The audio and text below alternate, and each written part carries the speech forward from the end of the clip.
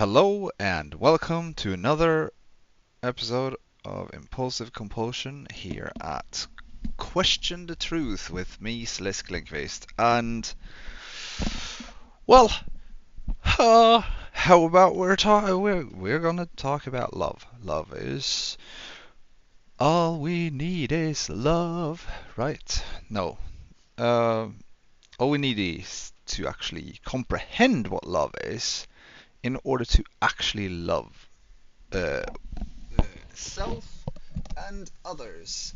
So I I will have to go a little bit back and forth when it comes to certain stuff.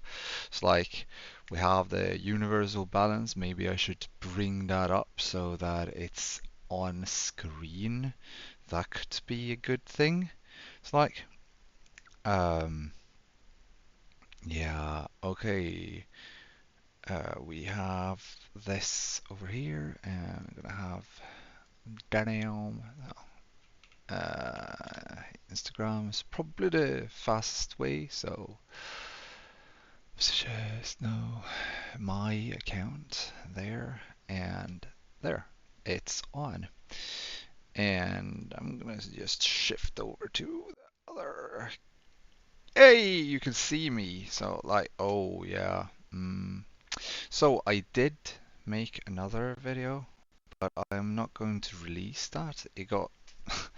It went over to become like 2.5 hours long, and yeah. Um, Video title? Yeah, we're gonna have to, bam, do that. What is love? There, that's the video title, right? That's the video title. Relentlessly. I've been in a in a bunch of relationships throughout my life. So I have one big problem when it comes to making videos. I am looking at the screen, and if I had not been looking at the screen, maybe it would be easier for me to not. But if something happens, I won't get notified, so I need to have screen on. Okay, we're gonna just take it over to a pleasantly changed vacuum. So like monitor. So there. That's the universal balance. Oh, happy day. Oh, happy day. Okay, so we're gonna go into that whole itsy bitsy party thing. Um, because we're gonna talk about that soon. Soon. The thing is, how what is love? Have you comprehended it? So a lot of people they talk about love. It's like you hear the expression, you can't love others before you love yourself. Love yourself and you find the right people. It's like yeah, so and it gets so distorted. You can't you can't wrap your mind around it because it's incomprehensible for your tiny little brain when you're young because you haven't had enough experiences. That was what I thought. You need experiences to comprehend what people say. No, you don't. You don't. You need smart, wise people who can actually tell you what love is and how you get into the right kind of relationships. Like, and I'm not talking about just uh, romantic relationships now. I'm talking about platonic and friendships and family bonds and everything. So everything that is about love. Everything. So, but the statement, you can't love another without loving yourself. It is a strange wording.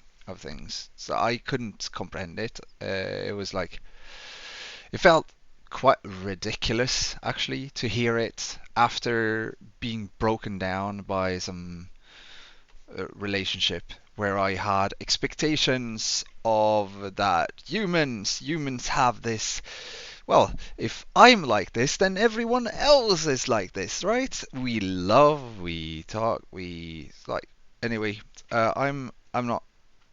It's like a good person. I don't perceive myself as a good person, anyways, because if I had been, I would have been more attentive in the relationships, right? I would have noticed stuff. I wouldn't perhaps hopped on into a new relationship just because someone was interested in me. It's like, and this is also, I don't blame my exes for what happened in the past. For me, um, what happened in the past was me not vetting my partner. It's like, and when you're not vetting your partner, shit happens. Like you can't blame others for your own missteps. Right? It's like, uh, so it's taken me a lot of time to gain new insights. You gain new insights from thinking a lot, like thinking a lot, and asking a lot of questions to yourself. And you also questioning. So the this channel's name is Question the Truth because one of my mantras is always question the truth. What you see is not necessarily what's the truth.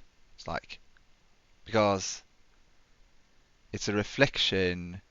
So like especially if you cannot take accountability, then everything you experience in the world, it's gotta be an illusion. Everything. There's nothing that's real. Up until the moment that you can take accountability for your own actions and for your own choices in life.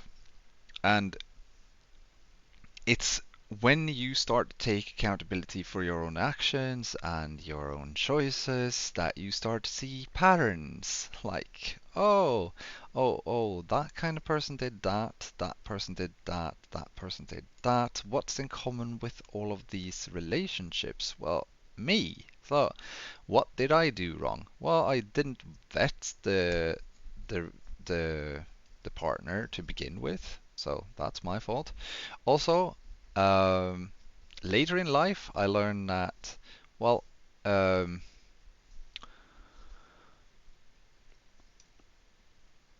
everything is a reflection. It's like, because we are projecting our current state onto everyone around us. So we might think that we are loving everyone around us, yeah, but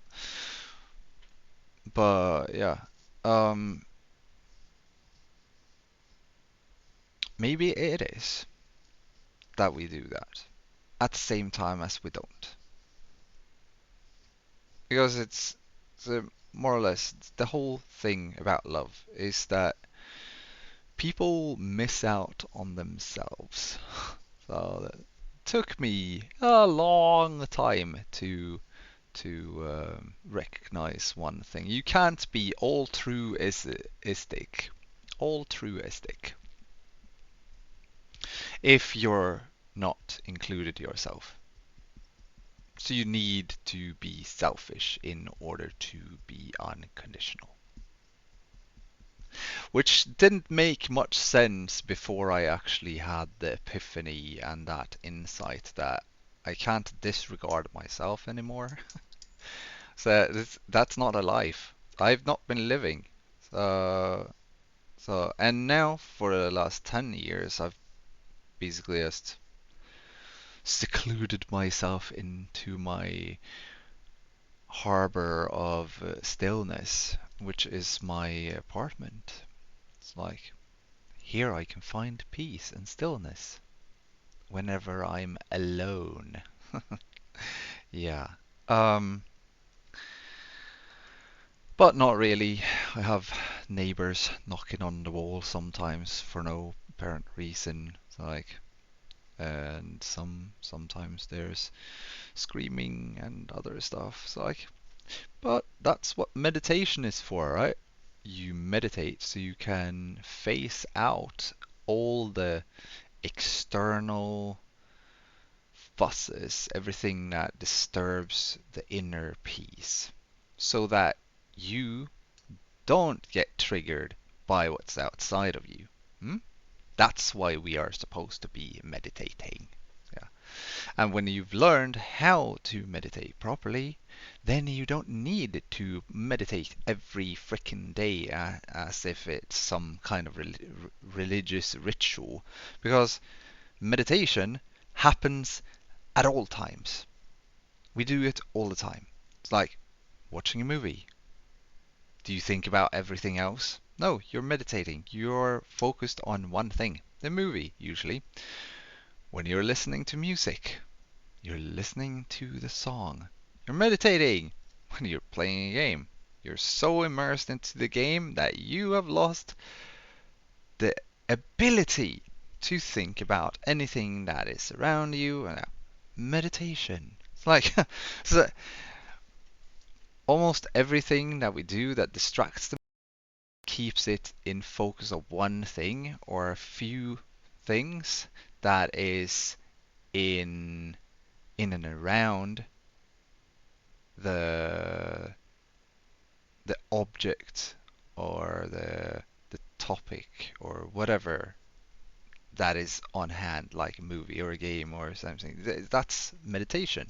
When you go out for a walk and you start to listen to your breathing and your body and listening to your footsteps and trying to notice everything around you, that's a other way of meditating. So yeah, so we are living, breathing, meditating beings, basically meditating all the time, except for when we are locked into the past and thinking about the past and thinking about the future.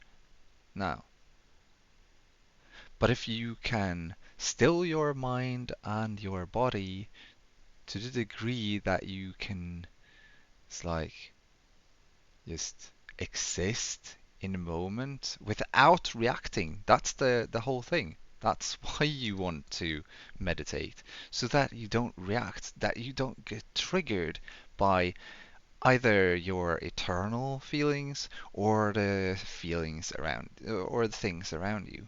As long as you don't react on it, you've been in a way perfected. You are now living in the present. You're not reacting to something that's already happened. It's in the past. We don't react on things that's on in the past. Like we react like do we react? No. We shouldn't react. That's the whole thing. It's like um but then in a way we stop living. So we we become just observers. If you want to be one with self, you need to be one with the mind and the body and what's projected and reflected outside of you too. So, and in 2019, I had this manic episode. Let's call it manic episode. And I created. So I did a lot of stuff. Over a period of 2 weeks, I wrote a book that I've not released. I'm not going to release it. And then I, well, I created something called the universal balance. It's a breakdown of all the religions, basically. or can we call it religions? I call them litter philosophies. At at the beginning, I called them religions. Then I call them religions because it's a legion of ignorant masses that tries to change the external rather than the internal. And then I thought that, well, maybe it's just life philosophies. They are life philosophies. They are ways you can choose to live your life, except that they're imposed onto children and other people, especially Islam and Christianity. There's like, you don't have a choice. You are.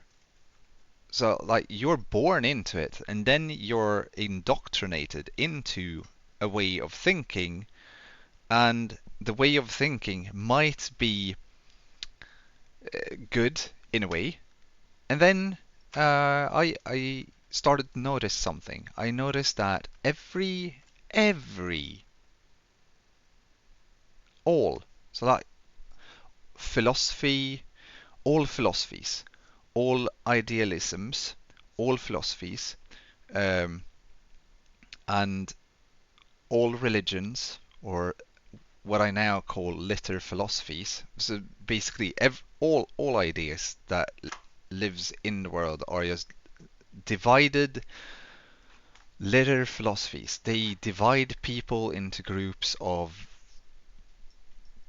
you are and I am, and we're not the same, and I'm not gonna accept you. So I was thinking about this. I've been thinking about it relentlessly from time to time, and it's like, if you took a Muslim and you stated that you can't talk about, so like take a group of Muslims, and then you can't talk about your rituals at all, and then you place them in a society and you just let them interact with people, and none can ever state of which idea they live by. It's like, if they don't talk about their idealisms, their philosophies, and all of that they live by. It's like, just talk about the weather and stuff like that. How many of them do you think would start to see themselves in the so-called non-Muslims? Hmm? Basically everyone. And this is why I started to think that philosophies are litter philosophies. They are just there to divide people. And then I've been thinking a lot. This is actually giving me a lot of anxiety from time to time. It's like, because I I I don't want to be it's like, if I teach people the universal balance, I me don't want to be put on a freaking pedestal just for seeing something, observing and analyzing, and then writing it out in words. It's like everyone else, every other, it's like, person that's been wise. All their works have been like, oh, la, la, la, la. So yeah, so I don't want to have like, okay, let's say that the universal balance actually spreads and it becomes the new law system of the world, and the individual's philosophy to live by, and it becomes the only thing that is used as a law, or how to fix a situation, or how to be a righteous person, and all of that. Because this is the thing with the universal balance. It has that potential. I've ran it through ChatGPT and multiple uh, AI AIs. The one thing that I have noticed that AI does in order to rectify, well, rectify some sort of crime or behavior is to not use all guidelines that is stated here, which is because the core of it is all life is equal, all life is sacred. Respect life, and life will respect in return. It's like that's the core. That's also the core of all philosophies in the world. You know them by different names. The golden rule is one. It's like fuck around and find out is another version of it. Like treat others as you yourself want to be treated. Yeah. So all of that. It's in every litter philosophy, and I call it litter philosophy because it shouldn't be that I wake up. It's like I've been in a womb for 9 months, and then I wake up, and then I have some parents that are totally ignorant who wants me to read a fucking book with thousands of pages in it or hundreds of pages in it, and then memorize everything, and then uh, throughout life, when my experiences have made me think more and I get new insights from all of that. I read the book again, and then I get, oh, I got a deeper insight from the text. The text must be holy. No, it isn't. You are holy. You are holy. The thing that is within you, that is not the body, that is not the mind, that is holy. So like I I get pissed off when it comes to litter philosophies or religions. We can call them religions. It's probably easier that way. It's like you have the fundamentalists in Christianity and in Islam. You also have fundamentalists in veganism. You have fundamentalists in communism and in National Socialism. You also have, yeah, all of them, fundamentalists, are ignorant people that exploit others by uh, it's like, how should I put it? They project their inner demons onto others and their angers and fears and all of this. And it creates this non-tolerance for how the world is and how they want the world to be, and then they try to fix this with some kind of utopia. This is why I'm so afraid of the universal balance too, because first off, you can't use it separately. Uh, it is this.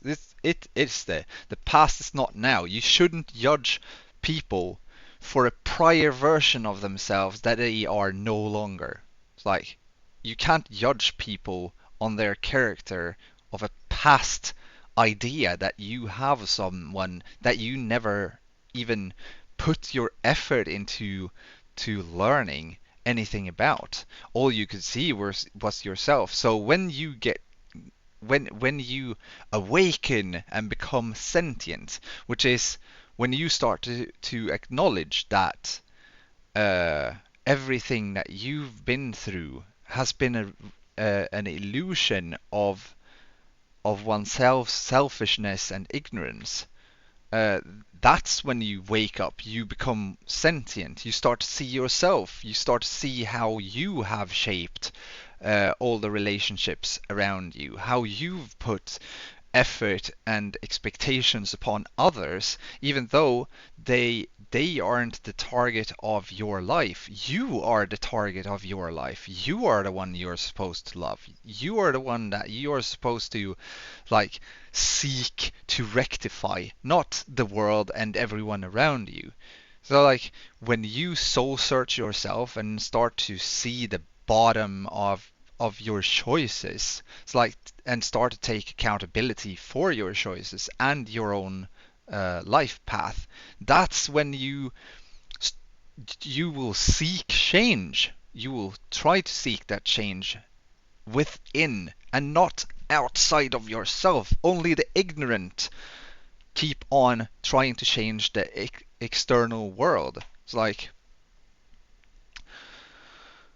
but I'm not saying that you should live through stuff just because it doesn't. Um, yeah, you there's things that is unacceptable to be around, and you will notice that when you start to take accountability for your own choices and your own actions and all of that, and you start to think and question yourself and question your motives and question your life and what you want. What do you want in this life? Uh, how did you live your life? How had you lived your life? Why did you take the choices that you did? Well, it's obvious. You lived in the past. You lived in a recurring loop of your own lies and deception that and you put yourself out there as a victim and you became a victim. That's basically uh, what it is, because when you don't love yourself, you're incapable of seeing what you're incapable of seeing a self-worth in yourself. When you cannot see a self-worth in yourself, you'll seek it in others, and you'll seek it with people that have no self-worth either. And you'll think that and they are still ignorant, they are still projecting themselves onto others and all their fears and other stuff that they have problems with. It's like I have a lot of people around me that I can no longer perceive myself in at all, because like a year ago I actually comprehended that I am no longer a victim. I've not been a victim since since at least 15 years back, maybe 20, maybe 25, I don't know. So maybe I was just a victim when I was a child, and it was, and also the situations when it comes to how I lived my childhood, I perceive it as happenings. It's like things happened around me that I could not control. Hmm? And I had to accept that. But there are things that others could have controlled that they didn't. And they didn't do that because they were ignorant. And you can't punish the ignorant. It's like they're I call my parents I've called my parents children because they were basically children taking care of children. They were not sentient. They they were not grown enough. They didn't have the support they needed to take care of us as children. Children can't take care of children. Basically, that period. That's it. And because of that, I forgave them. And I don't have a problem with that. Now instead, my relationship with them is on a whole other level, wherein I keep to try to get them to become sentient. I try to get them. I try to get them to perceive themselves and start to love themselves, so that they make better choices. So I can actually meet my parents. It's like, so I'm selfish. Yeah, I'm super freaking selfish because I'm doing this because I want to see who the fuck my parents are. It's like, but in the process of this, I'm also ignoring their existence. So, so good has come out of this. So it's like I can't keep on doing this without basically stating it out loud right now. So I'm basically screaming while I'm not. It's like um yeah, so the whole thing with the universal balance, the is the core. The core is the universal balance.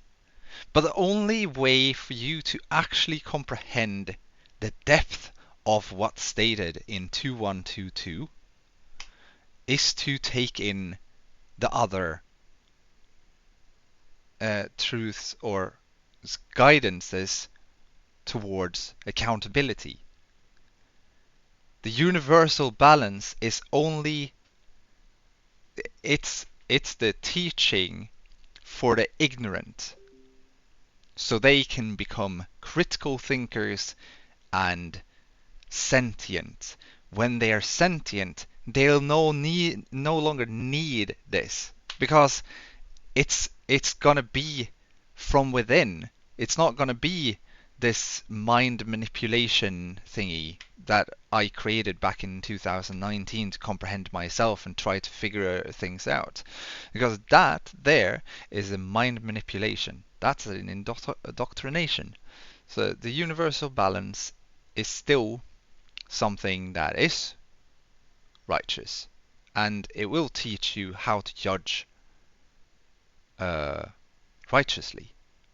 Because most people they cannot see they they most people they judge based on self. So that's self-righteousness. How do I feel? What do I think about this? It doesn't, yeah, it's not an objective judgment. It's like I did with my parents. That's an objective judgment. It's like if you cannot be objective, if you're not unbiased when you make your judgment, then it's self-righteousness and it's wrong. It's like it's morally wrong. And when it comes to morality, if it serves you, it's morally wrong. If it serves you and a few, then it's morally wrong. But if it serves everyone, you and everyone included, like, then it's morally right. It's quite easy actually. It's like morality is quite easy. It's super easy. It's like, yeah, I started to perceive that we are our own and only enemies.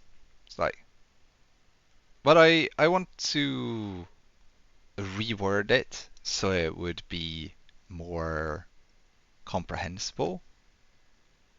And I think narcissists are the people that lack accountability the most. So, and they live in the ego. So, yeah. Uh, so the universal balance seeks to dismantle the ego, basically, in a way. Uh, so I am what I see and or seek in others, my true self. And I'm not stating that, oh, okay, I now I see a child molester. Oh, okay, then I'm a pedophile. No, I'm not saying that. Oh, I saw a rapist, so now I'm a rapist. No. I've heard all of these ignorant ideas that people have because they're ignorant. It's like the whole idea with this is the ego, the spiritual part of the whole thing, right? Which is because the physical acts of injustice is not part of your ego, right? So if you react on it like yeah go there yeah oh, then there's something wrong with you. It's like a normal person would stop something like that and save the people that's involved. uh, I'm saying that, and I've heard more. So if you see a murderer, you're a murderer. If you see an assault, then you're the assault. assaultant, stuff like that. So like, quit thinking in those uh, paths. It's not logical. What I'm talking about is what you see, as in how you perceive things. So you're you're talking to someone and you're having this discussion, and then you're like, yeah, he's stupid, uh, and yeah, I know that I'm right, and yeah, and you just stand there and it's like, yeah, sure, yeah, yeah. But at the same time, you have this judgment going on in your head, whereas you're like, yeah, that person there is fucking imbecile. Damn, he's disturbed. Fuck, he's stupid. So I can't listen to that shit. It's like, ah, maybe you think that about me. Well, like, you're just ignorant. Ignorance is bliss, right? Because you don't perceive that what you are actually judging is a part of yourself.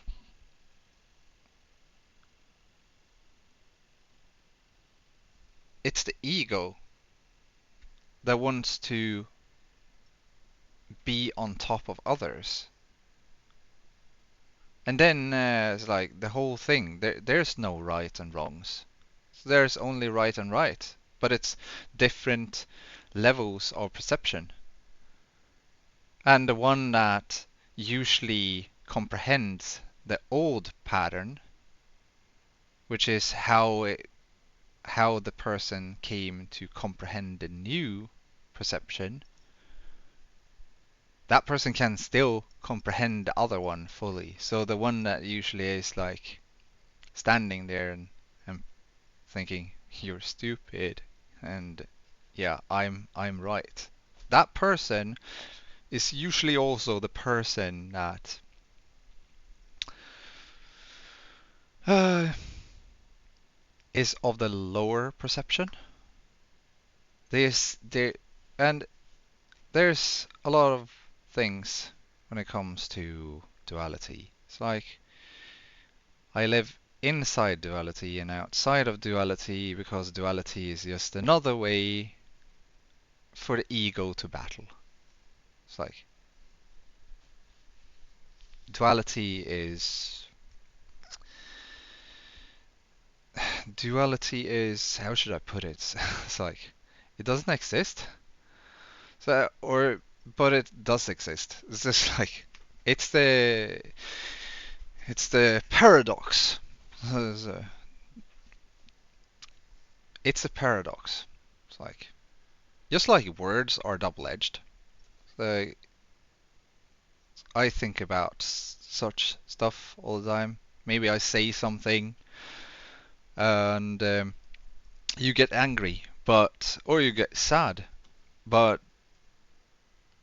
I have no notion of how it would impact you. It's like, is that because I am ignorant? So if I meet a person, I've met with that person many times, then I would learn their pattern and where they are on their path of insights and perceptions and growth, right? But if I meet a new person and that one gets triggered, it's like that's gonna be like I can't control how other people reacts to what I say. So it's not gonna be my problem. It's gonna be your problem because it's you who interprets the words. It's like I've stated this many times. You take a chalice and I say something, and that's like, here's my chalice. It's dirty, so yeah. Um, this is actually perfect. I haven't cleaned this yet, so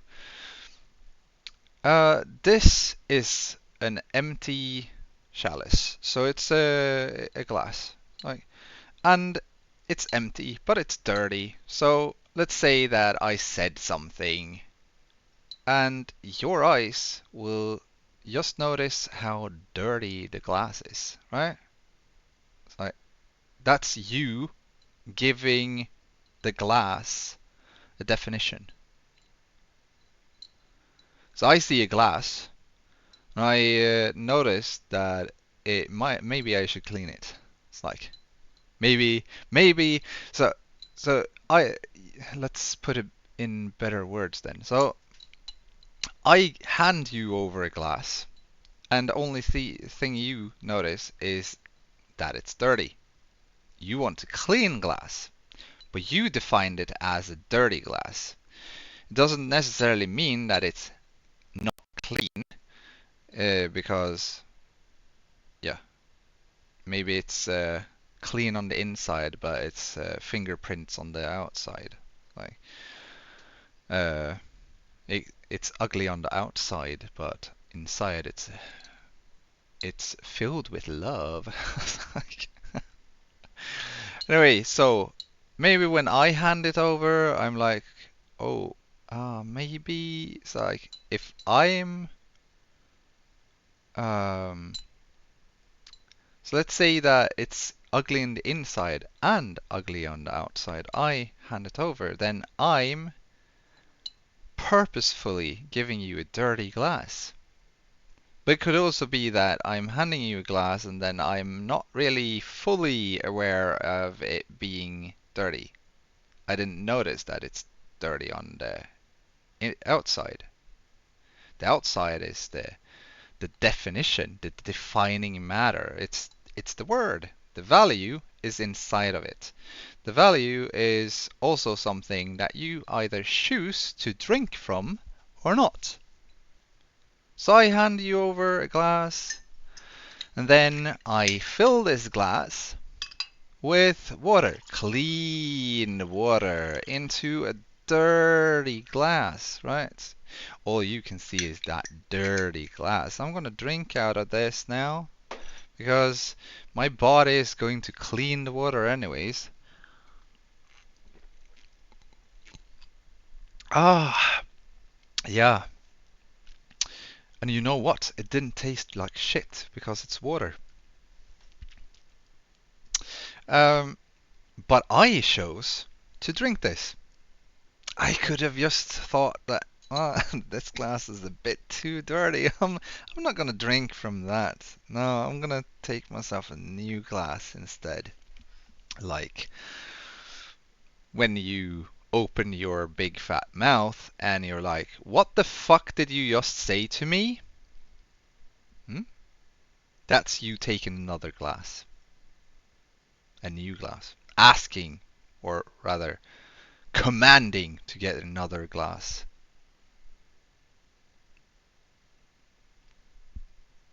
And that question is going to be like either the person will rethink, what did I actually say? And then that person will be in a state of emergency because the ego wants to be right. But if they're wrong, they're going to be like, oh, I have to explain myself now. Like, yeah, a total mess. Maybe you grasp the whole idea of this. But the dirty chalice is basically, I'm handing you over a chalice, a dirty one, and I fill it with a value, like water.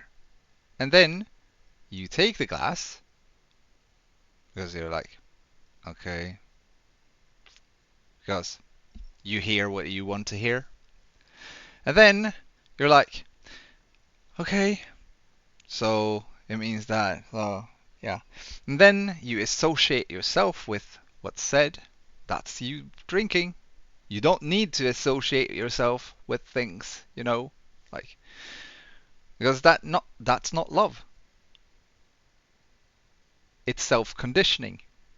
Self-conditioning is something that I now it's like since the Matrix was released, I thought it was a nice movie. It's like simulations and all of that. Well, very interesting. But it's deeper than that. It can go deeper because it's layered to the deeper layers is based on how deep your perception of self is, and then projected upon to the screen. So you can basically make divinations upon divinations upon divinations upon divinations upon divinations forever and ever and ever and ever and ever and ever and ever on that movie, but it still didn't have the depth when it was created. The most in its depth it actually might have had when it was created was at the top level of perception and such that the person had. But then we have something within us that is much more knowledgeable, even though we can't communicate fully with the subconscious mind. Like, so sometimes things are created and people don't think much of it, and then later on people get new insights and they appoint new values to what they see or perceive or experience. It's like that's the whole thing with learning and growing and expanding the mind. But I call the self conditioning um, the mind matrix. Self conditioning is, let's say that someone tells you to do something or tells you you are something. So you're a child, and then someone tells you if you jump 10 times, you're gonna fall over. And you're like, the ego is like, no, that's not right. Say, I'm gonna do it. I'm gonna jump. I'm gonna prove you right. And then you fall before the 10. Your ego is gonna be, oh yeah, it wasn't like the person said, but then it kind of is. And then you start to question things, and then start to, maybe I shouldn't jump that many times. And that's, maybe I shouldn't. Maybe I am. Maybe that happened.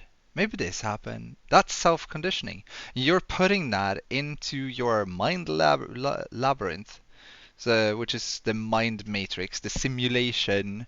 It's like I've been talking a lot about the simulation theory recently again, which is because when I saw the mathematician talking about it, I was like, yeah, okay, you're talking about the mind. You have just described how the mind works. You haven't described a word about how the world works. You've just explained how the mind functions in its path of creating.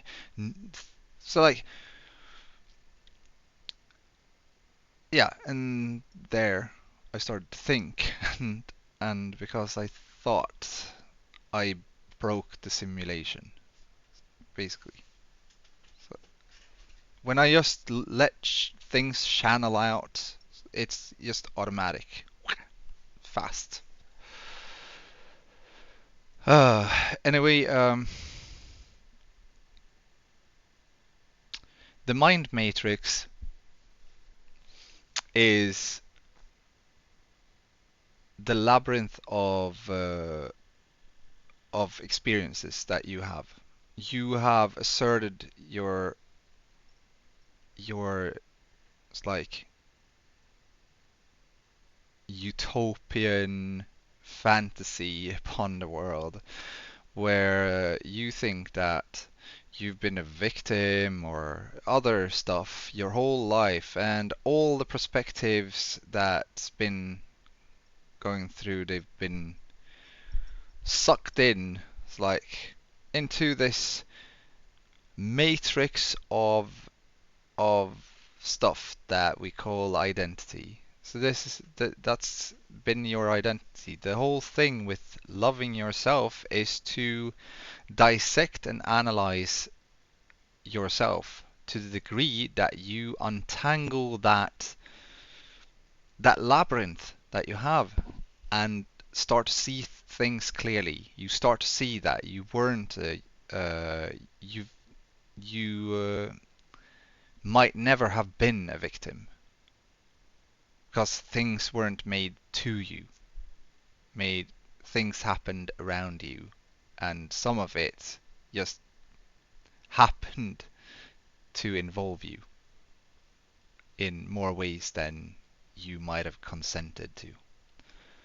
Like fights and rapes and other stuff that people go through. But when it comes to the whole self-conditioning, it's like I have one thing that I struggled a lot with, so I've been singing on my lives sometimes because I don't really. Other people don't. Other people they don't care about what what the heck you're doing. They if they start to do it, it's because they're afraid themselves to do stuff, and they want to test if it's really confidence or if it's something else. So they want to see if you're masking or not, if you're a genuine individual or not. That's why they try to test you and stuff. Um, but yeah, my self conditioning when it comes to singing in public or such, I don't like singing with people around. People have a habit of like I can't handle compliments at all. It's like I, from my perspective, a compliment is to put someone on a pedestal. It's like, especially when it's on a personal level, since everyone is equal. So if you start to say that, well, this and that about me, I'm automatically going to see it as if, okay, you just lowered your own self-worth. I don't like that. I don't. No, please don't give me compliments. It disgusts me when people. So I don't know how to put it, but it feels like people are lowering their self-worth when they give a compliment about rudimentary stuff like the voice or singing abilities or it's like things that because I learn stuff quickly. It's like I can observe others and then I can monkey see, monkey do. I'm really fast at learning stuff. Uh, but to uphold and it's like I when I learn something, I usually drop it later on because I'm not really interested. I just want to see if I'm capable of doing it, and when I prove to myself that I'm actually capable of doing it, well, that's it. I'm not interested in actually becoming it's like famous guitarist or something like that. Yeah, sure. I learned to play guitar really fast. It's like, but since I learned very fast, I also then tried to learn other stuff, and then I started to get these ego ideas wherein I would have these unhinged expectations on myself. I like if I can't play a guitar like this person, it's like, okay, that's when I quit playing guitar because I'm not out here trying to copy someone else. It's like I can copy their way of playing things because I don't really want to learn certain things. I want to experience things. So that's why I learned playing guitar. If I had learned by myself, then I would have written thousands of songs and still be playing every day. That's a whole other thing. It's like, uh, I I have other things in mind that I have as interests that I want to pursue, and to test other people's dreams out for a little while. It's fun. So like, it's but it can be a bit devastating for those around me, I've noticed, when I see them do something that they've been training on for like months or years even, and then I do it equally as good or better. And yeah, then the ego struggle comes along. So either people are like, go for it, or it's like happy about it, but then the others might be that I there's always some kind of, not in the moment, but afterwards. And this is the whole thing. It's like the the past is not now, so I have to try and live in the present again. But when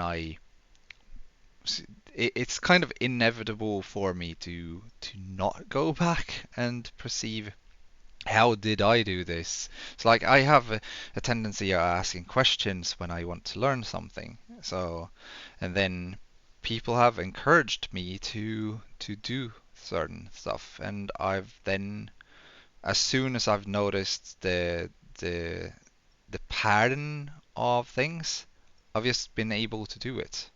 So, um, but nothing is really that interesting for me. So the only things that have been consistent in my life has been um, linguistics. It's like deepening my speech. So like when it speech skills when it comes to English, and maybe learning more Swedish. So like, because I'm a native Swede, so I should be able to speak Swedish, right? And I do that, but not as often as I speak English. And usually I write in Swedish and English more than I actually speak. So there's months of silence. And that I don't think that's natural for people to be silent for long periods of time, but if you don't have anyone to talk to, you have to basically talk it out somehow, and that's video. Like, yeah. So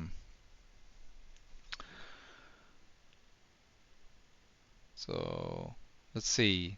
So back to subject. I was talking about singing and the self-conditioning. So the self-conditioning, my parents, they didn't like that I was, well, my father didn't like that I was singing. He had a low um, tolerance, low tolerance for everything, basically. I don't know if his tolerance have been building up as the throughout the years when he's been growing up, because I haven't spoken to him that much. Uh, um, uh, yeah, it's not been.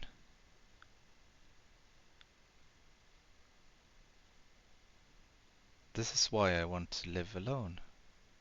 So I get so pissed off because things, even though it shouldn't be. Like it's like I need to meditate more. So I haven't done that for years. Not really, because when I started to meditate, it was uh, in like 3 weeks or something like that. I think 3 weeks, 4 weeks, 5 weeks. I spent the summer meditating almost daily, and at the end of it, I kept having these deep,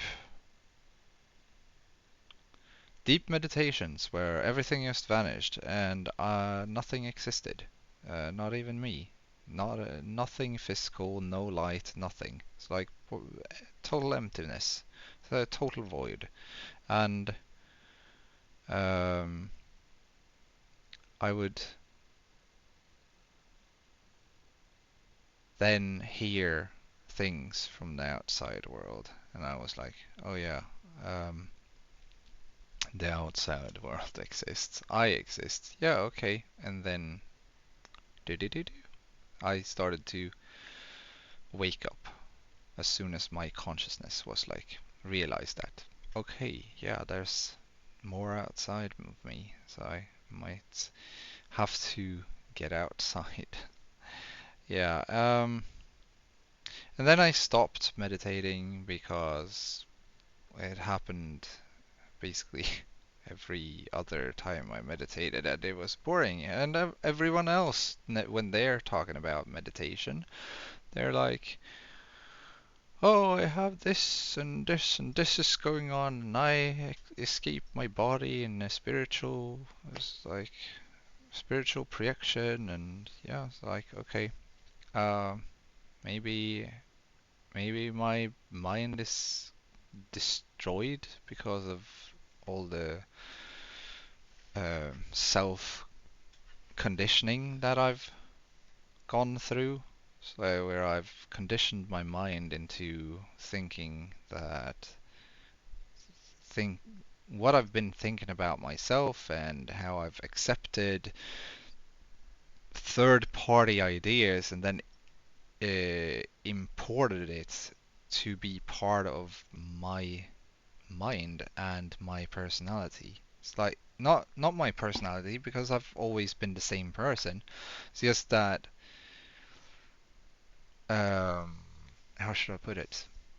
Uh Not as outgoing, but I have my moments where I am outgoing. It's like where I break out and just exist in the moment. It's like where the mind matrix has no rule over me. It's like, but I can only do that when I'm with certain people and feel a certain way. When I feel that I'm safe. When I don't feel safe, I can't feel safe inside of me either. So I don't break out properly.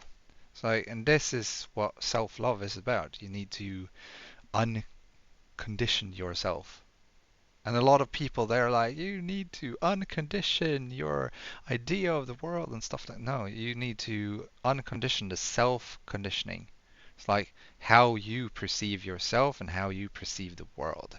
Because the world switches as soon as, it's like, there was a moment some years ago, the whole thing with BLM and stuff. And I'm interested in what's going on in people's minds when I go through things. It's like I had a manic episode, so I spent a lot of time trying to see what BLM was all about.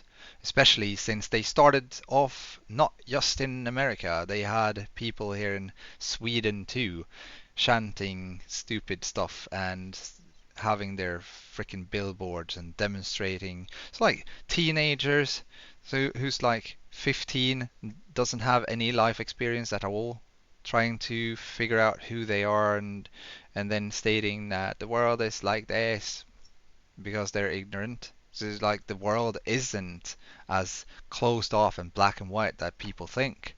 So I hate the whole this discussion when it comes around people's skin color. Who the fuck cares?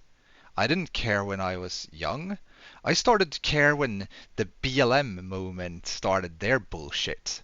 It's like black people. So so like the BLM movement is nothing more than radicals. They're the they're the other white power group, basically. So I'm tired about their rhetorics. It's like, yeah, sure, you have your experiences in life. Yeah, love yourself a bit more, maybe build your character, get a job, fix your life. I'm trying to do that same. So yeah, everyone has their bullshitty life to live through.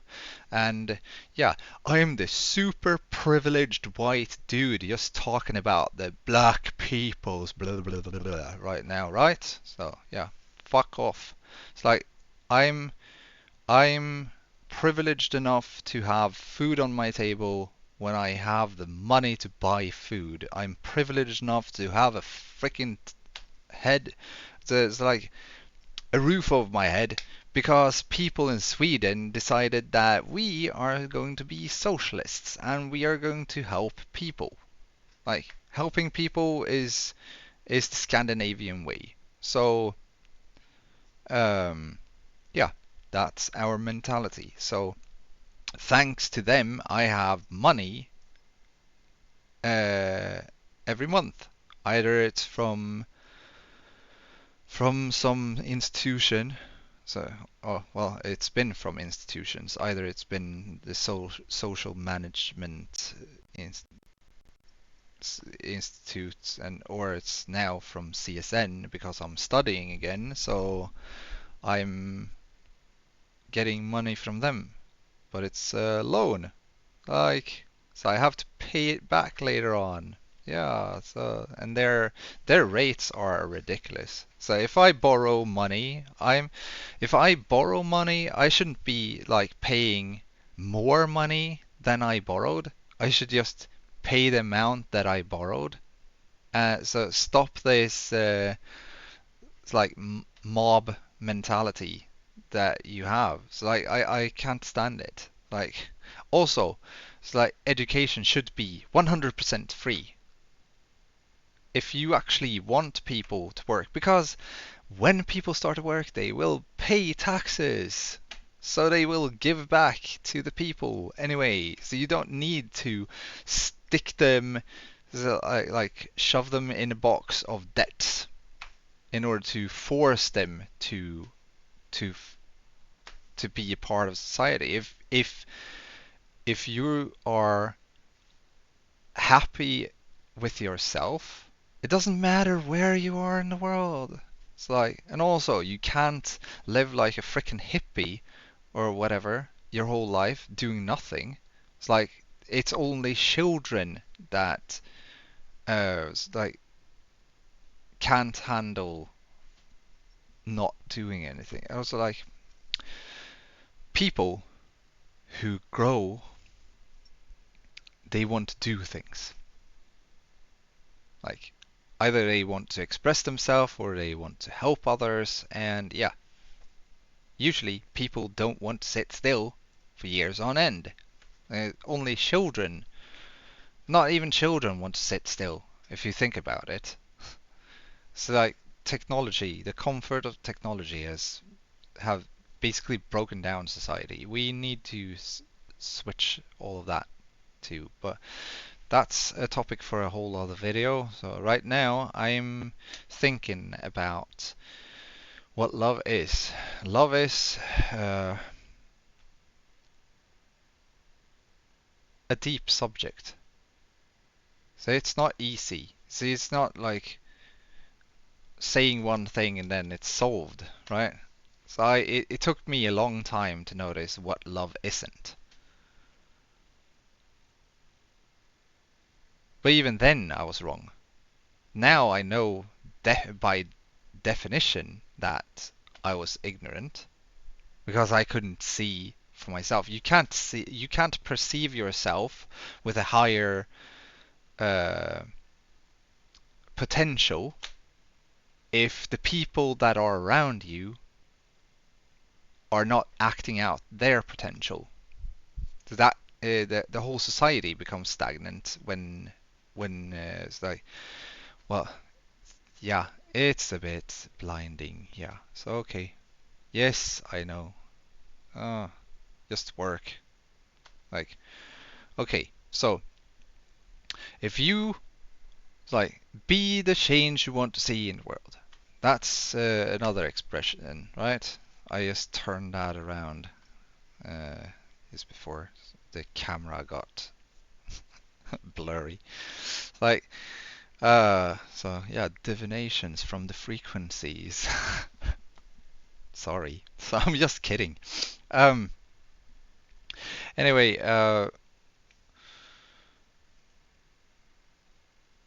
being the change is to taking care of yourself and showing others how it's done. Showing by doing, basically. So it's not easy because a lot of people they haven't really changed. They're just trying to change. So they're faking it till they make it. And as long as you fake it till you make it, you're not going to make it. Not properly. And you will not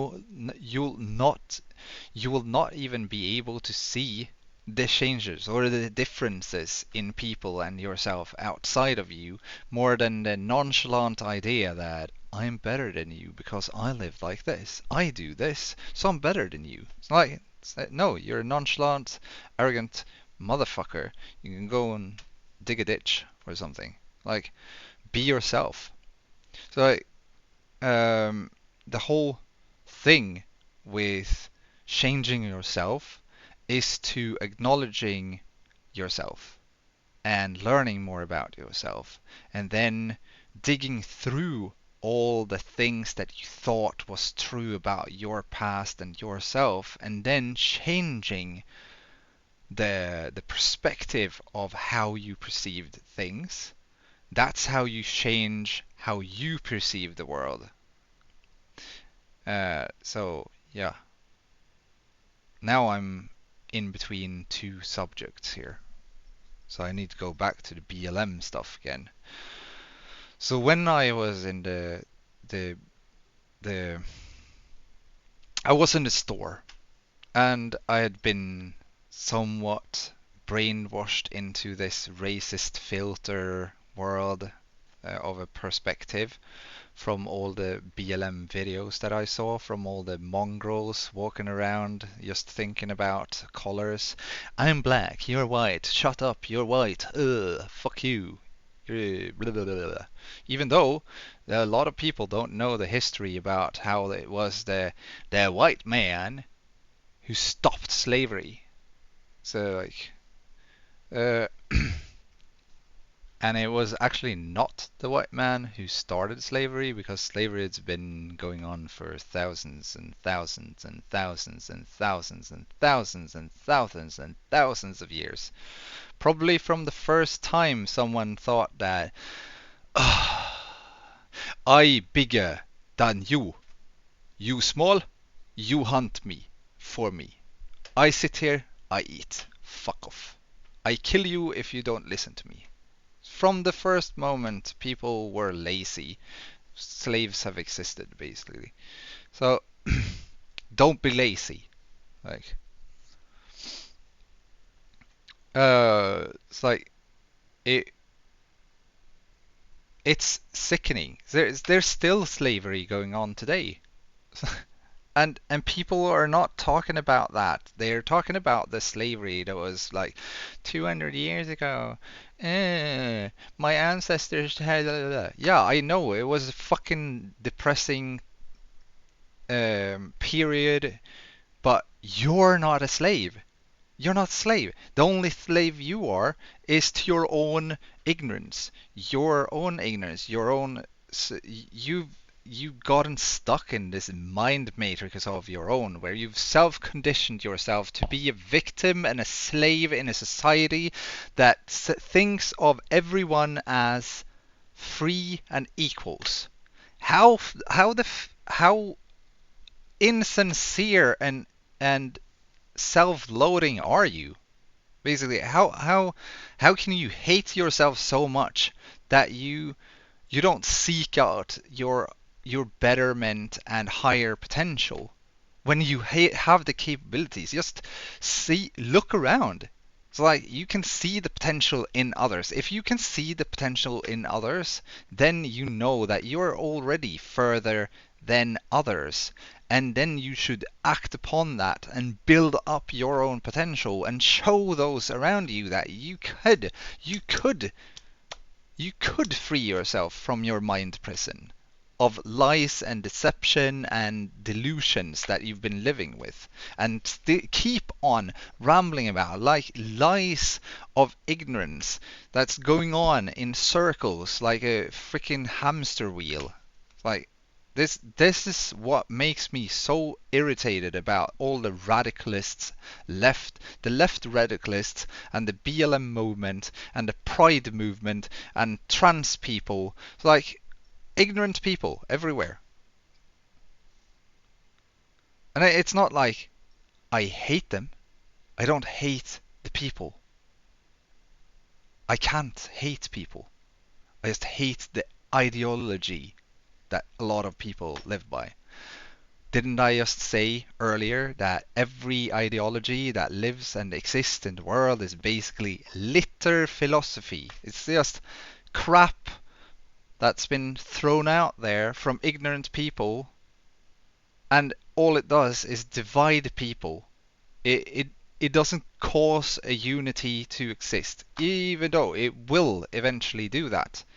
We will eventually get into the equilibrium where everyone are seen as equals and are united. But the problem is, usually when that happens, there's some kind of extinction event going on from one side of the other.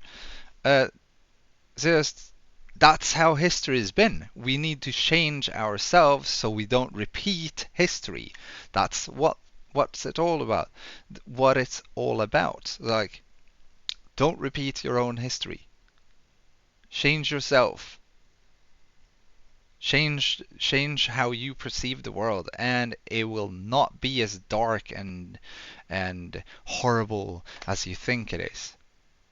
The more you think, the more you learn about things, also the more you start to comprehend the bigger picture. So a lot of people, they are like thinking in the small bits of things, and they can't see the bigger picture. So if you start to see the bigger picture, then those small things, they start to add up to really significant periods in our history that is going to define if the butterfly effect is going to be one of totalitarianism or one of unity. Hmm? Right now, I can see one situation. It's like in basically every country in the world. It's like that is going downhill because people are too hippie about things and too ignorant to actually perceive things. But we need to get rid of the self-conditioning, and in turn, everything around us will change. So even radicalized people can change if they can just take in. Let's say if I could have some radical Muslims or radical left people in the US read this and actually take it in properly, then maybe, just maybe, they might become critical thinkers because they will start to like I have some more stuff to say about this. Listen to the fascist, and the fascist will listen to the fascist because there's a lot of people. They are screaming Nazis to everyone they don't they can't comprehend. It's like if you are what you see and or seek in others, then you rethink what kind of words you're using. But then you'll start to wonder why you're censoring yourself and not being yourself, because you'll feel bad about yourself for not being yourself. So you'll start to question more about yourself, and then you'll come into this loop wherein you're starting to take accountability for your own behavior, and then you'll change your perspectives. Also, back to the perspectives, the BLM things. Why I got so pissed off about BLM? I was in a store and there was a situation where there was like uh,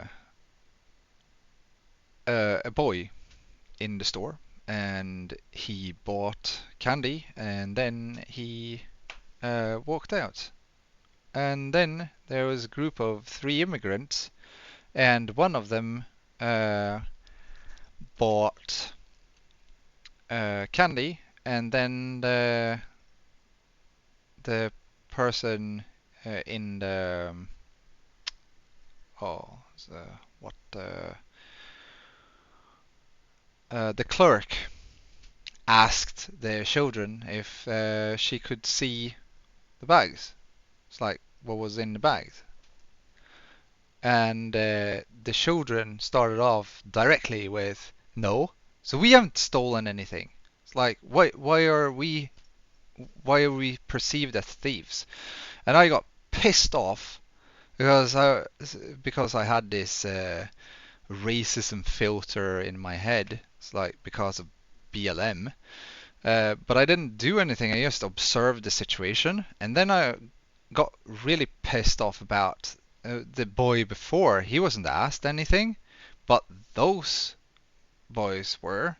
So was it because? So I started to think, was it because of the skin of the color? And I started to think about colors, which I usually don't do, because I usually just think about how I feel around people, and usually that intuition is really on par with what kind of person I'm dealing with around me. So yeah, um, and yeah, I spoke to my sister, and then she was like, yeah, but sometimes um, so she took me out of that perspective by giving me some critical thinking and reasoning to stuff, which is sometimes, well, children just do things even though they don't think about it. Like uh, I can't remember. It's like it didn't have anything to do with skin color. Her argument was solid and took me away from the whole BLM perspective of uh, racism this and racism that. It's like fuck off, just quit it. It's like so if you start to see your own situation and how you try to live in that situation. It's like I'm a poor white dude in Sweden. It's like there's a lot of poor people in the world, and yeah, you might not think I'm poor just because I have lots of stuff in the background. It's like you see that computer over there, that one, yeah, that's not mine. That guitar there, that's not mine. That's a borrowed thing. It's like the this computer that's mine though, but it was bought on a fluke uh, because I had uh, some luck. at some point. And then we have the stuff behind me. It's like this here. That's not expensive. That one's like 16, 20, 20, 30 years old, basically. And these are cheap Amazon thingies that costs basically nothing and doesn't even give the right frequencies, so they're worthless. They're like waste, just standing there. It's like we have the sofas. I didn't pay for those. No, I got them the, for free. It was handed over to me by a relative that actually uh, has money to do stuff. It's like the green screen here. I I it's like that was given to me in exchange for, I think it was this that I'm currently borrowing.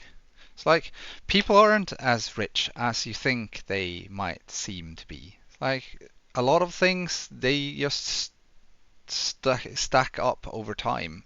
And it's like because life is a sequence of things that happens over time. Like you see a video and you see all the stuff. Yeah, you see all the stuff. That's greed. If you get angry about me saying stuff and then stated I'm poor, and you see the stuff and you think, no, you're not because you have a lot of stuff and you have a roof over your head and blah, blah, blah. I didn't build this building. I don't own the building. It's like, so it's expensive, but I don't pay for it either. It's from, well, now I do because the the CSN money is not money from the state. It's well, it is money from the state, but it's a loan, so I need to pay it back later. So now I'm actually paying for my stuff myself, and it's fucking expensive. But I've been paying for all of this anyways throughout the years.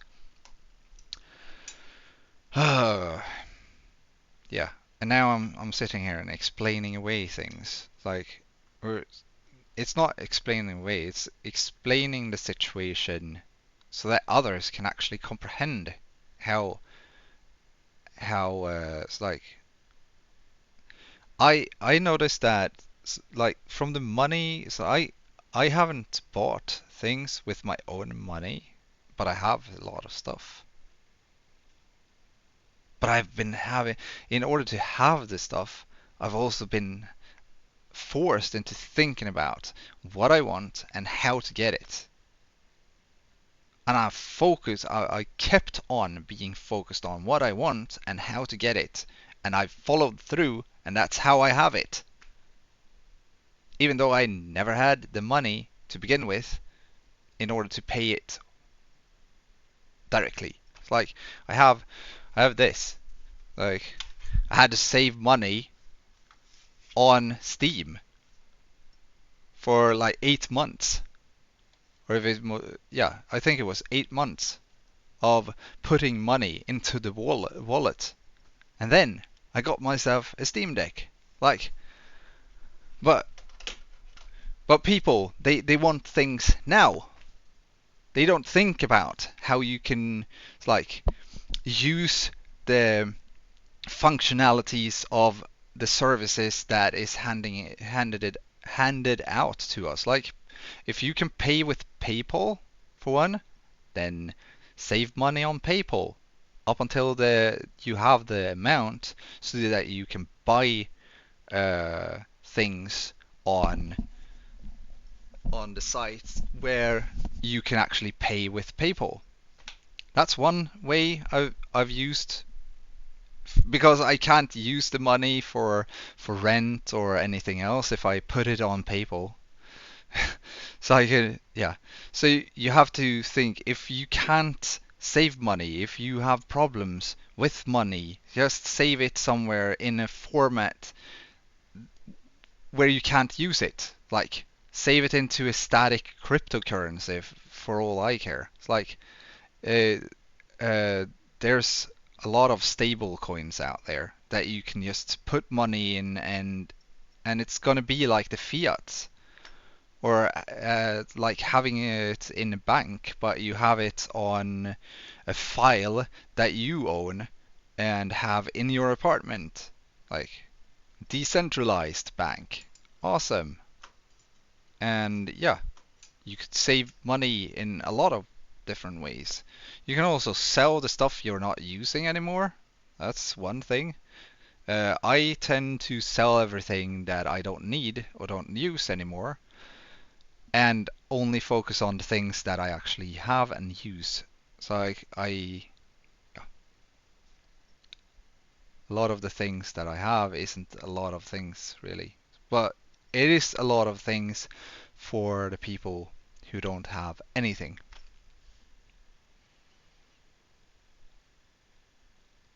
And here comes the mantras, like everyone, that there's always someone who has it worse. That's also a mantra that took me through my childhood when shit happened.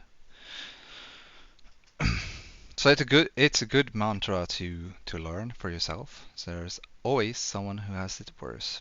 So that will keep your morals up, and maybe less people will commit suicide. It's like because they think that the choices that happens that they do or take or happens around them are, yeah, it's the end of their life. It isn't. That's what held me uh, in place and check. It's like what happens around me isn't about me. So even if people say horrible things to me, it doesn't mean that it's about me. It's just their way of trying to handle their own mind labyrinth, their own mind matrix and chaos that they perceive. It's like I don't get angry at people anymore. Uh, uh, it's difficult not to get angry at fundamentalists though, even though you know that they are so locked into their perspectives that they can't escape it. It's like they live in an echo chamber. They have the bubble that bubble of communication and the environment that they live in. It makes it difficult to escape the into realism because you keep on living and fighting in a fantasy and a delusion that is self-made, a self-conditioning that if you don't start to question yourself, you won't be able to get out of it. Like so, I I've yet to fully state what is love because it's still an ongoing question. So I'm learning. So I've yeah, maybe I'm yeah, I don't know. Maybe I'm so filled with it that I can't even see it because it's so big. It's like when the sign is too big. You're standing in front of a of a sign. It's just so big that you can't read it. It's like it's probably something like that. So I don't know. Uh, or maybe yeah. I don't know what hate is. Can someone? So maybe I should make a video about that. It's like I think it's self-condition in a way, though. It's like the ignorance of self projected upon others, and then self-loathing or loathing the reflection. It's like it's self-loathing. I think that's what hate is. So I'm unsure about it. So I have I have questions about the most mundane stuff. Like the next video I'm gonna make is how do we communicate with each other or with others? Like it's like mundane questioning, but I'm gonna make a video about that, and we'll see what happens. So like, uh, anyway, I started to notice when I took charge over my own took charge over my own life, like fully, like demanding onto myself. Whoops, is that wrong? Demanding upon myself that um, this is not who I am. This is not what I want to do. This is not how I want to live. I am going to live like this. My future is filled with this. It's supposed to be filled with love and concern and support and stability, both emotional and uh, and uh, and economical. I'm supposed to be able to feel safe in my own home and in myself. That's the future that I see and seek. So that's what I'm trying to follow through with. That's what I'm going to rectify, and that starts off with when you start to have these epiphanies of how your life is supposed to be and what you want life to be, etc. That's when you start to contemplate the situation you're in. You've heard the expression birds of a feather many times, but when you look upon others, those around you, you can't see really. So like for me, I've never seen myself in others. But then I was ignorant. So it's like it's not about what others did. So my actions might not have been the same kind of actions, but the people around me that's been around me that I've accepted to have around me. So I have been able to see myself in them and not at the same time. And that got me confused and it got me to stagnate. And now I'm still in a state of stagnation because I don't know what I'm supposed to do. But the thing is that I don't want to judge the others. It's like as you can see here, my highest value of self is the lowest pointed to another. And I'm not talking about the idealisms that people have. And me stating that someone is ignorant is just truth because I'm also ignorant. It's like I'm not gonna stop being ignorant before I have actually unlocked all my potential and grown into the expectations I hold upon myself. It's like that's also like the boundaries that I put up in the past was usually boundaries upon others. But it was in conjunction to what I wanted to have. But then the boundaries that I set up was broken by all and everyone around me. And I just accepted that's part of the self-conditioning. So I no longer want to face a reality where my boundaries are neglected and disrespected. So in order to do that, I need to cut out those that have don't well, I need to cut out those that live by the inability to respect others. But the thing that the problem isn't them and their disrespect of my boundaries. The problem is that they have potential, but they are not living up to it. So I need to sever myself from those around me so I can build myself up and become the potential that I think I can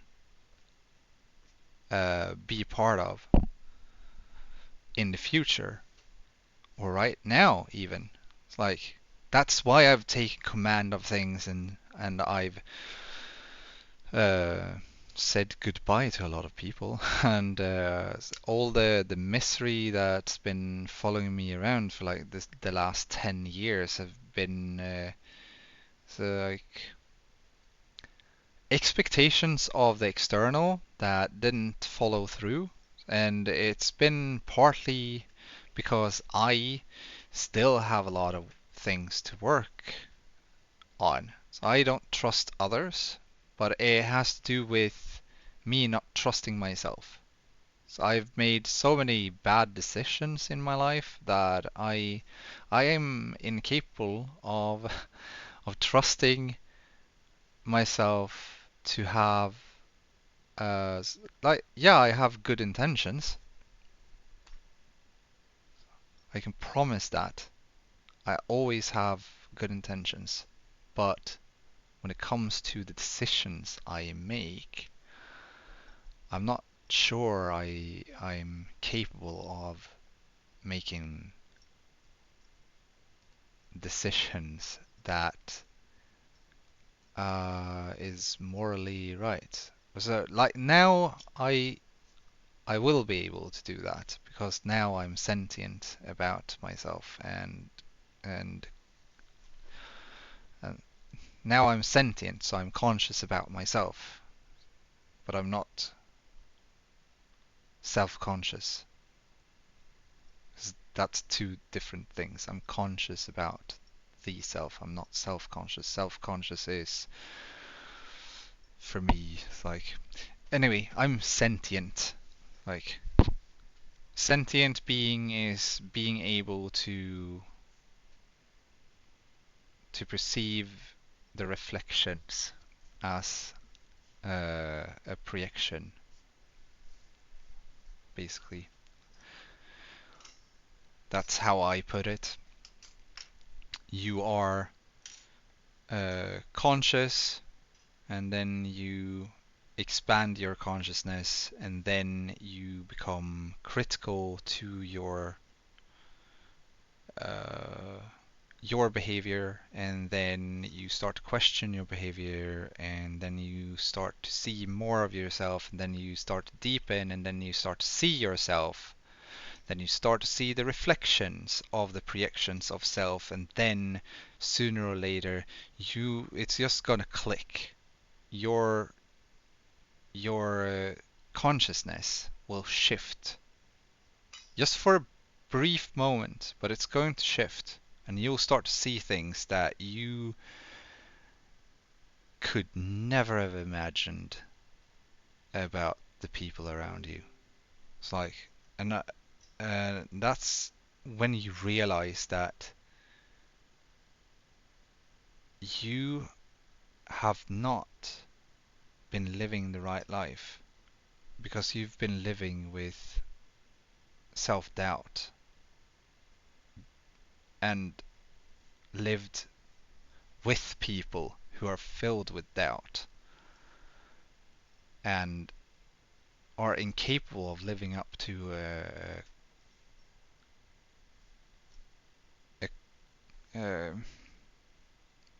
a potential that they should be able to. So I've stated that I see potential in many of my friends. So this is also, so I have a problem because I've conditioned myself that they are friends, but they are not. It's like uh, friends support each other.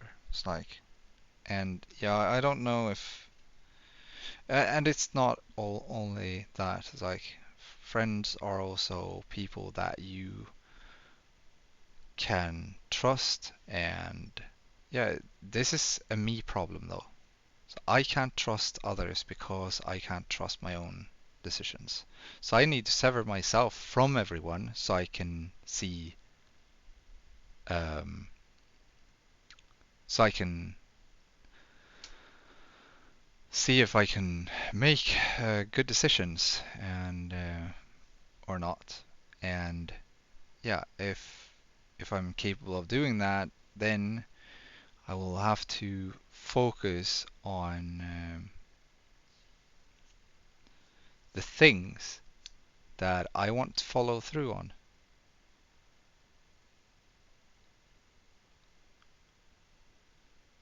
and maybe meet someone that is not self-absorbed, or is maybe is self-absorbed. That it's a condition. It's like contradictory. It's like the brain works in parallels of duality and non-duality at the same time. It's freaking me out sometimes how much everything is a contradiction that say sometimes.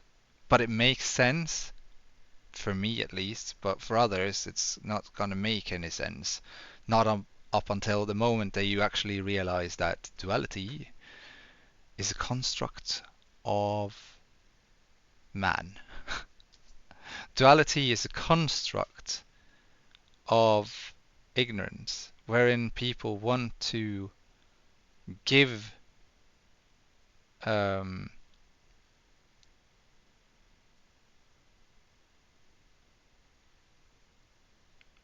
want to give an explanation to things they don't comprehend. It's like, so there's evil in the world. No, you're just evil. You see a lot of evil because you're evil. Like, that's just it. It's like, it's so dark here. It's like, no, it isn't, because if it was dark, there would be a total void of light. There's not a total void of light, even if I, even if we, it's like, there, even if all the electricity just shut down overnight, over the whole planet, it's not going to not have any light. It's like there's there's no darkness. Because if darkness were to exist, then life wouldn't exist. That's simple. It's like, because the movement that creates life, uh, it can't be stopped. It's already started. It's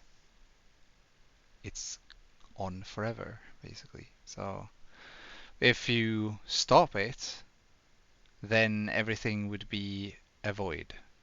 Like like when I have, it's like the meditation sessions that I've had, wherein everything just vanishes. There's just a void. Nothing exists. Not nothing. It's like, it's just boring. I think that's maybe why everything just started, because something got bored of just being still or in stillness, and then that source frequency just started up, and then everything started created. It was created over time from different frequencies going through different frequencies. But yeah, we have this golden ratio phi frequency that everything is from. It's like everything. is from one frequency range, and it's that frequency range is the phi. The phi. The phi. The phi. Fuck. Ah. So I think yeah, defy stillness. So is that the the first sin then? It's like everything was created out of the uh, of out of out of defying the stillness. Well, anyway, loving yourself is basically I stopped living with expectations on others also. Uh, Mostly because the only expectations you should have is your own on yourself. Boundaries on yourself. Uphold your values. Uphold righteousness. Like, learn what morality is, how morality works. It's like, so like, just see how the world is. There's so much immoral choices that's been made and are made. Like the only people that actually it's okay with some kind of morality, some uh, I don't know if I actually like it though. It's like we have so if it's not serving everyone, it's not serving anyone basically. So it's all in or nothing when it comes to me. So morality is going to be if it doesn't serve anyone, it's not serving anyone. So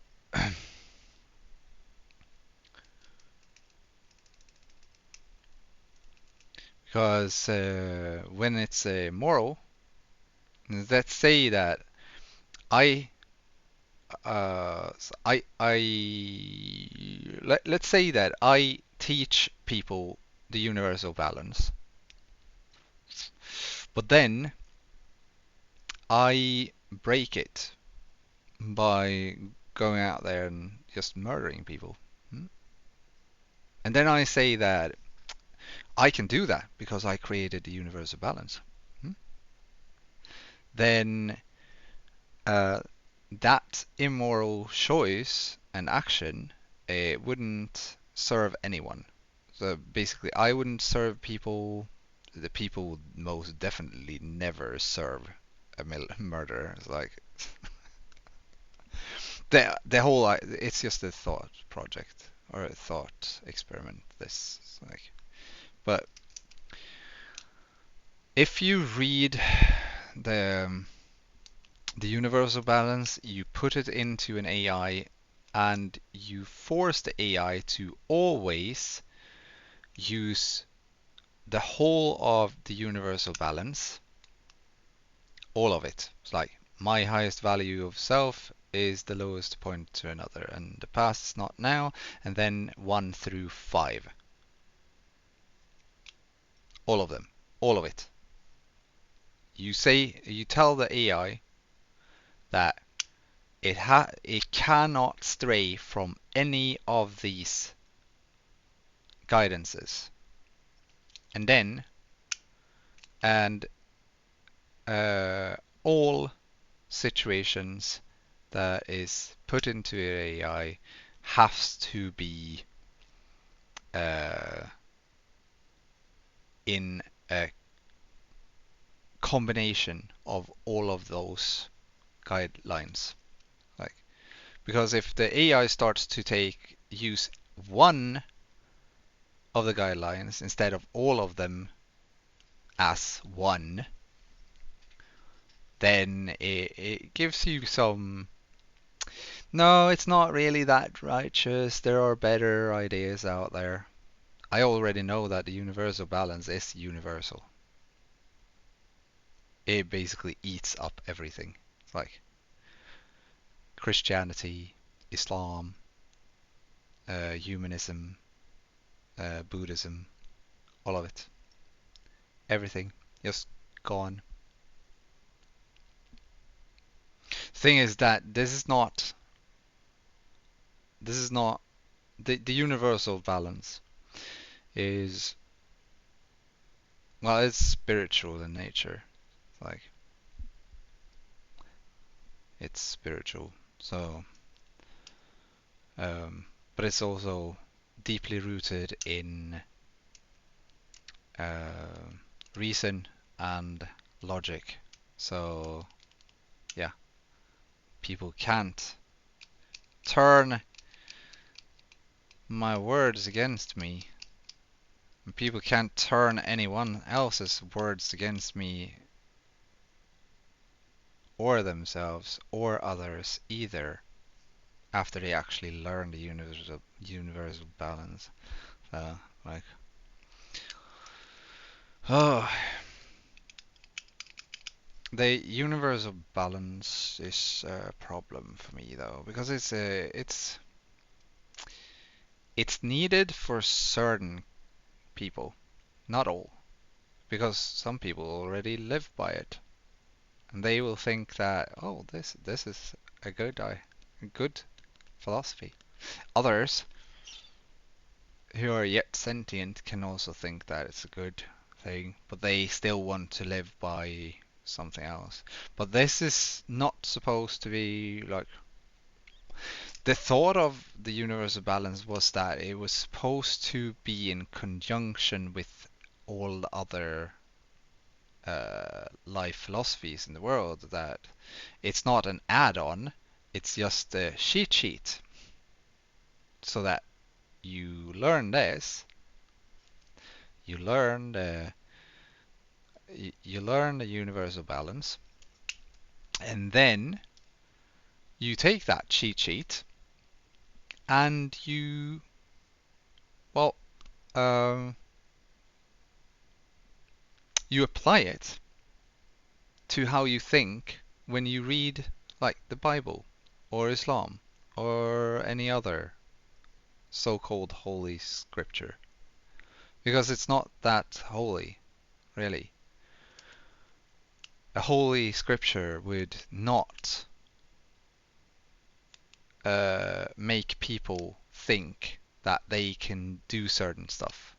It's like respect life and life will respect in return. That means that and all life is equal. All life is sacred. That means do not kill, do not murder, do not steal. All of that. It's built in that core sentence. All of it. On top of that is the judgment and teaching people how to be righteous is also the thing. So maybe I should have added the other mantras that I have. Like maybe I should make a new one, wherein I have my mantras. There is always someone who has it worse. The past is not now. If it doesn't serve everyone, it doesn't serve anyone, which is the which is morality. So morality is black and white. Maybe that's why they call it or color it in black and white. But yeah, morality is black and white.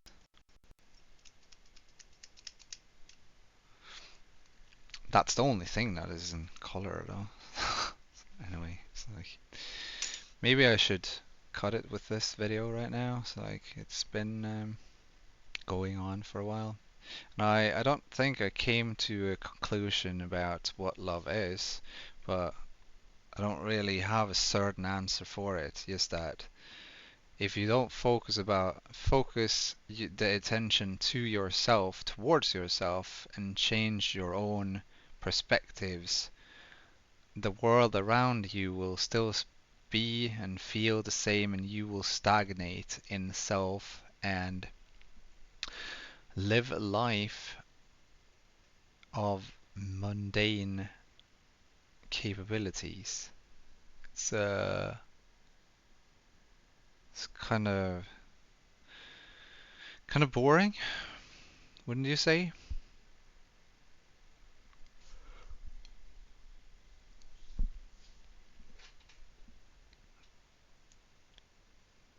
And how you feel and think about yourself, it will eventually like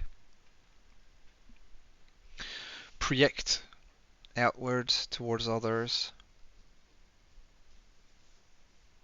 and you will perceive things in others that you couldn't perceive before. You become more compassionate towards others because you know what they're struggling with. Right now, people are so conceited with stuff that they choose to just kick people out of their lives. I don't want to kick people out of my life. I've never wanted to ever kick people out of my life. I just want to take a surgical knife basically and cut myself out for a while so I can better myself, so I can be a better version of myself, better person who is actually not neglecting others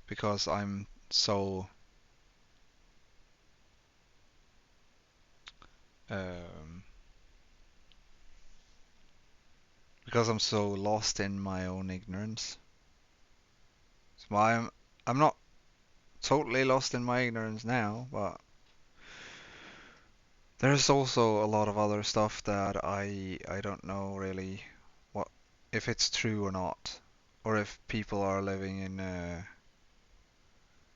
psychosis, or if I'm the one who's living in a psychosis. That's the problem when you start to believe in anything and everything that everyone says, and at the same time being so skeptical that you don't believe in anything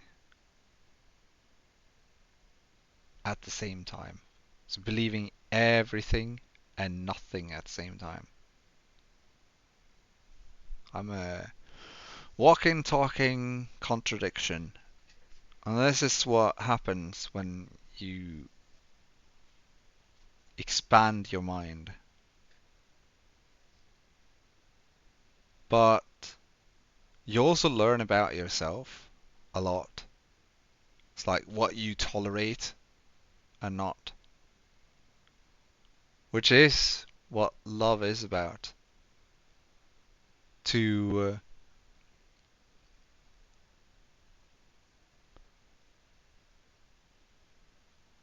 to expand your potential to the degree that you actually notice what's wrong with you and what you need to change. It's like, so uphold your virtues. It's the only thing I try to do is like upholding my stances when it comes to